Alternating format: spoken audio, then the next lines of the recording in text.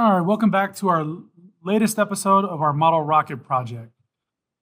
At this point, you've designed it, you've assembled it, now it's time to bring it to life. In this lesson, we're jumping into animation mode and creating exploded views of your model rockets. This is where engineers don't just build, they show how things work. By the end of this, you're going to have your own explosion animation video ready to share. Let's get into it. All right, so I've gone ahead, got my data panel open. I've gone ahead and double clicked on my assembled rocket to pull up my assembly. At this point, I'm gonna hide my data panel. Don't need it anymore. And I want as much of this workspace as I possibly can. To make this look a little bit cleaner, I'm gonna hide a couple things. Well, I'm gonna hide one thing real quick visually. So down here in the bottom, I'm gonna go to display settings. And I'm going to hit object visibility, and I'm going to get rid of the joints. Just want to hide them. I don't like those little icons when I'm trying to show off the way my rocket looks. Now we're going to go up here to the upper left-hand corner where we've got this change workspace button. Currently it says design, and we're going to go into the animation workspace. So go down to animation, left click, and bam, we are now in animation workspace. Because we already had our model rocket open, it brings in that model. So we are good to go. Down here in the bottom, we've got what's called the animation timeline.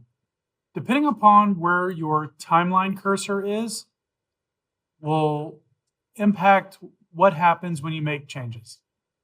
If you're here towards the very far left, your changes aren't really going to be really too visible. So we want to make sure we keep our timeline cursor over here in the 1 to 2 second range. So that way, when we make an animation, it actually takes place and it's not just a change to the original view that your animation starts from. So animations are really called transformations. So up here in the top, we've got a transform button. And just like everything else in Fusion, kind of goes left to right from most important or most used to buried in here, you've got the least used. So the very top one is transform components. It's also our first button here. So we're going to left click on that. We get a pop-up asking us what part do we want to change first. So if I want my nose cone to pop off, I would left click on my nose cone. And then I would just use my up and down arrows, my left and right arrows. Easiest way to get things to move. So if I just wanted to pop off a little bit, there we go. Now I'm zooming out a little bit.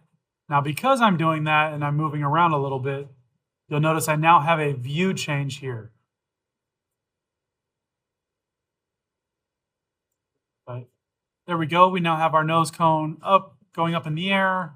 If I want to spin it a little bit, maybe we'll make it do a 180 and then hit OK. A couple of call outs. If you're trying to do something that is more than a full rotation, you can't do that in a single move. You'd have to do like 350 degrees, hit OK, then make a second animation for the next part of the spin. Fusion's only going to realize anything that is more than the original point. So if you cross over your origin or you go right back to your origin point, it's going to see that you started and stopped in the same spot, and it's not going to do anything. It's also not going to recognize you going like this and trying to go back and forth. You have to do those as separate. So at the end of the day, this isn't really designed for crazy Hollywood animations, but at least it gets you used to playing with the tools. Once you're done, click OK. Before we click on the next part, I highly encourage you just to hit play, see what happens. If you feel good with it, great. Let's go on and move on to the next one. So we'll hit transform components again. We're going to grab one of our tail fins. We're going to make it pop out. And so Fusion is recognizing the order we do things. So the first thing I did was I pulled it out. Now, if I were to spin it a little bit, it can pull out and do that spin at the same time. But now if I go ahead and move it to the right, it will create that as a second move a lot of times. So let's go ahead and click OK and let's see what happens. So now you see in your animation timeline, I've got this tail fin moving twice. So when I press play, it comes straight out and then it moves over. Not really a clean animation. So there's a better way to do that. So we're going to undo. We're going to transform components another time. Click on our tail fin. And instead of using the arrows, let's grab the center dot. Now I can move it over here to wherever I want it and spin it at the same time.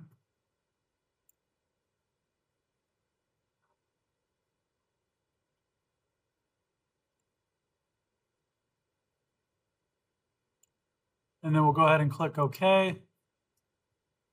Let it do its thing. And let's watch what happens to that tail fin. So we've exploded a couple of parts. Now, if I want to move the rocket and all three tail fins at the same time, pretty easy. Transform components. Using the control button on my keyboard, I'm going to hold that down and I'm going to click all the parts to select multiple pieces. So we're just going to go ahead and click those two. And we're going to pretend like it goes up a little bit.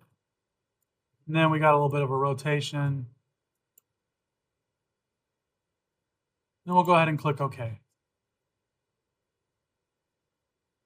Now we're going to go ahead and hit play, see if we like that. Nice. Now, maybe at this point, these two tail fins pop off, transform, grab our button.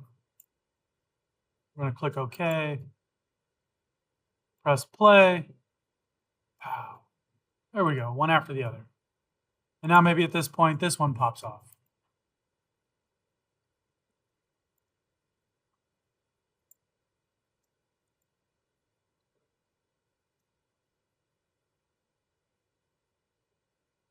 There we go. A little bit of an explosion going on. Now say maybe the nose cone, because it kind of just goes up and stops. Maybe we want that to last a little bit longer. If we come down here to the animation timeline, hover over the right-hand edge, drag this out to the end. Same with our rotation. Now if we hit play, it takes the same amount of time as everything else. We can also right-click on these down in the animation, and we can edit the duration. So how long does that animation last? When does it start? When does it end? What is the action?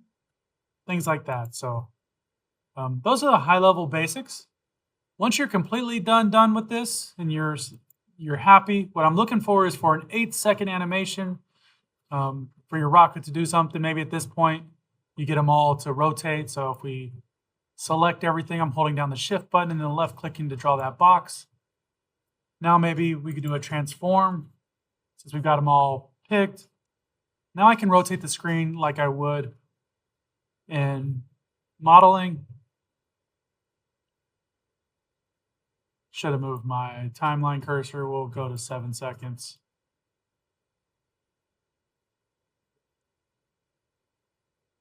Now let's click OK and let's press play. Let's see what happens then.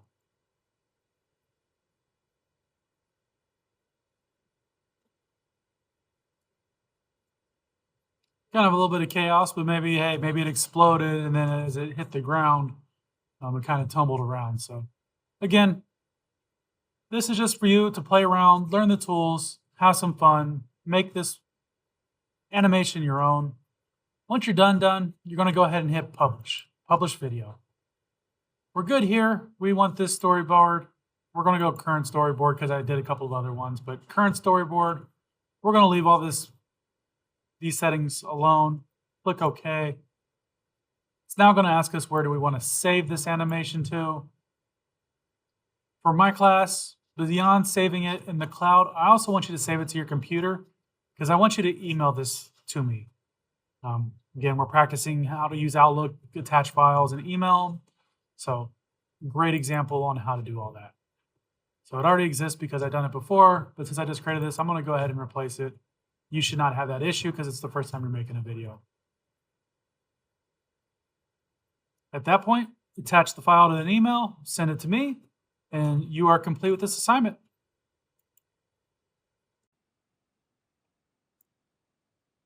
All right, now that's what I'm talking about. You didn't just design a rocket, you just presented it kind of like an engineer. Exploded views are how we communicate ideas, show assemblies, break things down step by step. Your final step was exporting your animation and emailing it to me. If you want to take it even further, try changing the timing, the spacing, camera angles, all that to make it even smoother.